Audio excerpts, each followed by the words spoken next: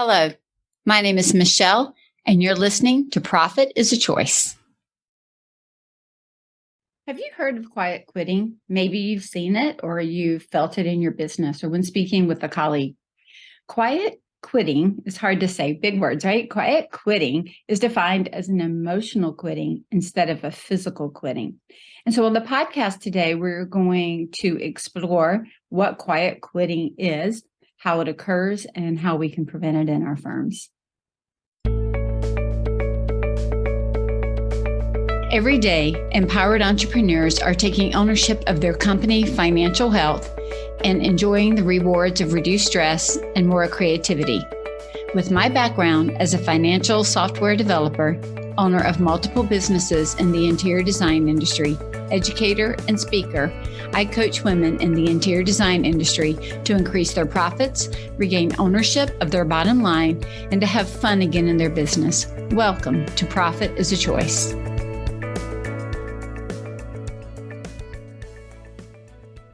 All right, let's jump in and talk about quiet quitting. What is it really? It's an emotional quitting. It's tapping out. It's saying, I'm done. I can't do this anymore, yet not physically quitting the job. And so when someone is quiet quitting, they're showing up physically every day to come to work, but they're not necessarily engaged in the work.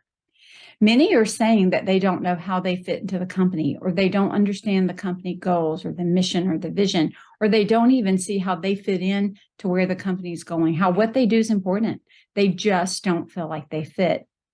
This is exactly why we work on this in the Aim with Intent coaching methodology that we provide here at Scarlet Thread Consulting, because everything goes back to the solid foundation of your business. And so that means if we think about it, what is the mission, the vision, the why of the entire company? And then how does each role or position fit into that? Everybody on the business in the business should know how they fit in and what that looks like.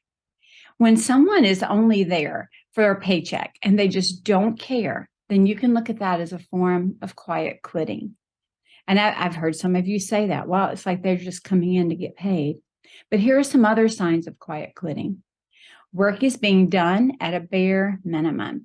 There's no real strategy or forward thinking in their role. They're just not doing it. They're doing the bare minimum of what they've been asked to do. You can maybe see that they feel disengaged. They're not participating like they once were. They're pulling back. Maybe they're being very cynical in their speech and in their thoughts and in the things that they have to say. They may even be feeling like they're micromanaged when you know that's not what you're doing. So there's a sensitivity that you can't even ask a question about something that's happening. Usually they're not meeting expectations. Chances are they're not meeting their own, but they're certainly not meeting the expectations of the employer or the job, and quite often even their peers. You may see that they're not finishing their work on time. There's always a delay. They're always missing dates. Again, the expectations that you have for that role are no longer being met. Or they're taking huge advantage or just some advantage of company flexibility. They're coming in late. They're leaving early. They're having more personal, meetings that they're going to, more doctor's appointments, more this appointment, just whatever it is, they're finding a way to exhaust the limits of flexibility. What really kind of highlights a quiet quitting is when you have seen a behavior from them that is different.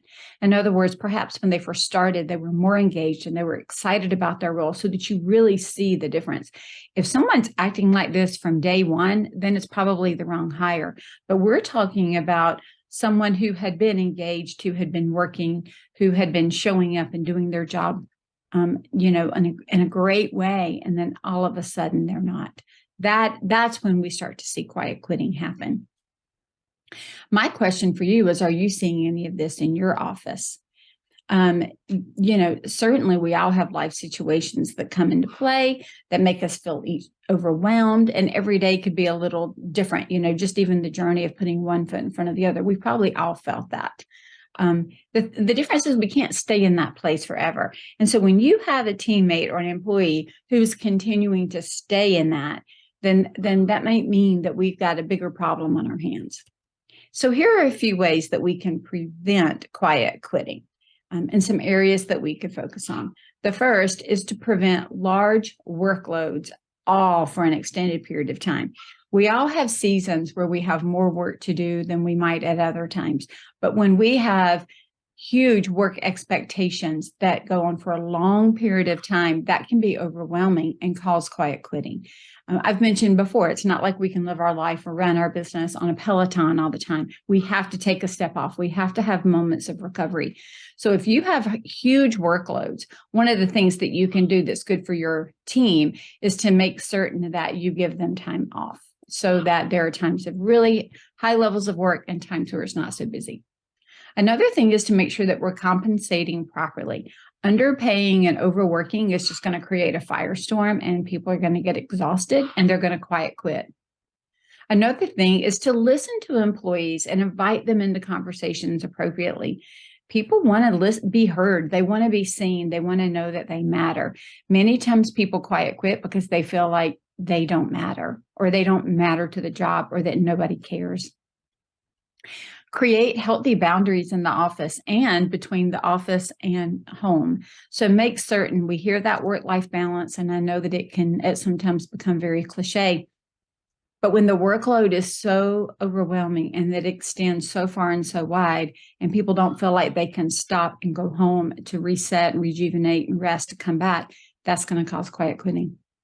We can create employee recognition opportunities to let them know that we see them in the work that they do. We also can build rapport and relationships with our employees and within the team. Quiet quitting, when hitting its peak, can show that expectations are totally out of control and that team members are saying, hey, we need a realignment. A Gallup poll indicates, let me look this up, 50% or more of the U.S. workforce are quiet quitters. 50% or more are quiet quitters. The proportion of engaged workers in the second quarter of 2022 was 32%, and actively disengaged was 18%.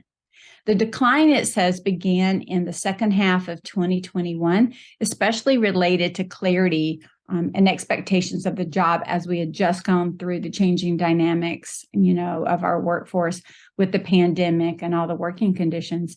So many people were left wondering how they fit in, what they were doing and how it mattered, and if they were even cared about.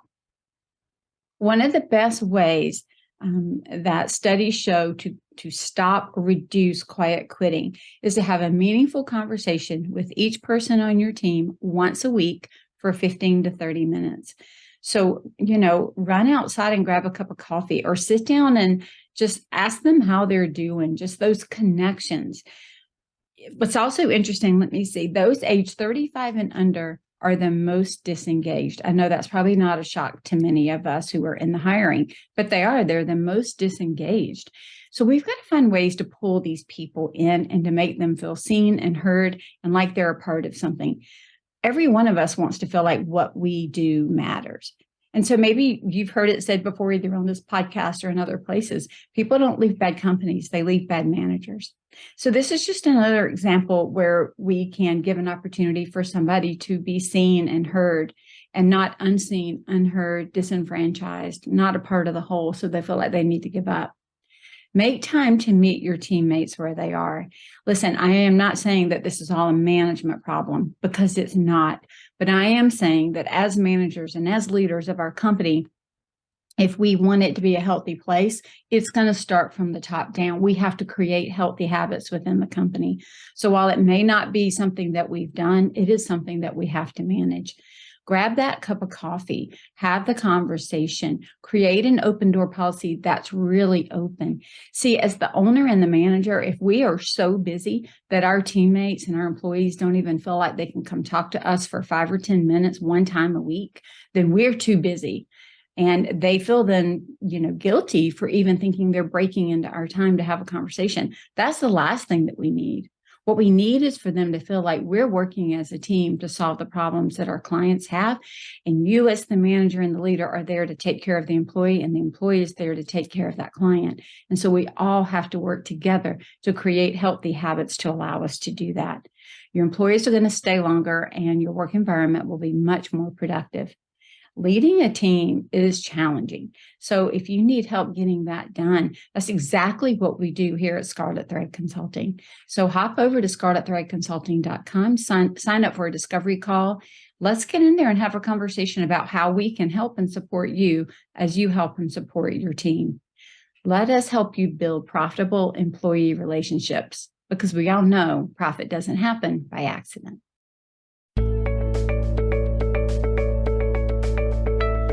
Profit is a Choice is proud to be part of the designnetwork.org, where you can discover more design media reaching creative listeners.